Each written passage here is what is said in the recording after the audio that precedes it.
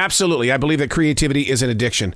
We can't live with it. We can't live without it. We have to have it in whatever jobs we are doing. Your mind is constantly creating something, and people, as well as yourself, you live off from it. But yet, when you're waking up at 2, 3 o'clock in the morning and you're wondering, oh my God, why do I have the jitters?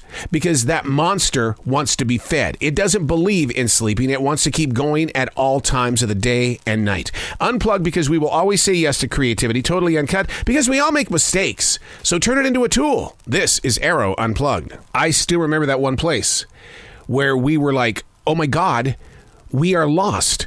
We can't find the place that we're supposed to have a performance because we're in the back roads, and it's like there's nothing here, not even a payphone. We've got to do it. We've got to invest in this thing called a cellular phone. It kind of ages me, doesn't it? But I do remember that. Being lost out there in the countryside and having no way of knowing how we were going to get out of this situation. And that's what changed my life. And as the cellular phone has evolved into the smartphone, things have changed in our own personal lives. I'm reading articles that are just scary these days about what that smartphone has done. And I just want to ask you, how has the evolution of the smartphone been in your life? Has it been a positive journey? Is it an information source? Or is it just something that adds weight to your waist and no wonder your back is always killing you? Hey, it's Arroe. This is The Choice. This is what I was writing while the sun was waking up on a brilliant new day. And today we're reading from December 9th, 2021. I'm trying very hard not to pick up my smartphone this brand new day to read the latest in headlines. I mean, so many short words have such a huge impact on the way that I walk into the makings of a brand new day. Man, I thought Twitter was evil when they first came out because they only gave you so much space to say what you wanted to say. A single headline has the total impact on your life in a way that can shake you up. The idea of escaping a digital world is like telling the masses that the zombies do not exist. And as much information as you have to prove that they do not exist, you still have that little seed of wonder planted right there in your heart. What if there's a zombie apocalypse? How would CNN and Fox News report it? Would Channel 3 right here in Charlotte have to revamp their weather style to include zombie forecasts? Can they handle it today? A new report out yesterday says that the first generation of social media admits to being extremely depressed. Will there be an intervention? How? Who plans to lead it? Even my own church depends on the power of social media. But I still wonder, how would my father have reacted if he didn't have that daily newspaper, the Billings Gazette, sitting right there in his chair for him to read through when he got home from work? You know, it's something that we've got to do. And I learned this from Julia Cameron in The Artist Way.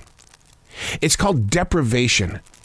To put yourself in a position where you're saying, no, I have this time to read the news, but no other time.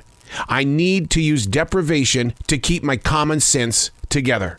Deprivation, look it up. To limit the access to other people's experiences. Because in reality, and this is only an opinion, what is news today but someone's opinion? You go diving into a story going, okay, yeah, oh my God. Wait a second. This is one person's point of view. This isn't news. They weren't even there. They're just writing about it. They're just talking about it. And that's what we got to break free of, is that we're investing so much time and energy in what other people are sharing that we don't have our own voice anymore. We're letting them do the talking for us. Or we see something that's really, just earth-shattering in the headlines. And right away you're going, well, my day's crap. I'll give you a good example of something that's kind of light, but it's not really light. There was a story that was put up on CNN yesterday about there being 40 different earthquakes up there in the Pacific Northwest, up there in Oregon and Washington. 40 earthquakes, and your mind right away is going, it's the end of the world. How does somebody survive 40 different earthquakes? And they're like 5 something, maybe a little bit lower, 3.2 and things like that. But they've had 40 different earthquakes. And then I was quickly reminded that right here in North Carolina, that for the past couple of months, we've also had a lot of earthquakes. Not major, but we've had a lot of earthquakes. Makes you wonder. And all of a sudden, your heart becomes poisoned. And it all started with the smartphone. Deprivation. We have got to get ourselves onto this daily exercise. You only have this time to get your headlines, and that's it.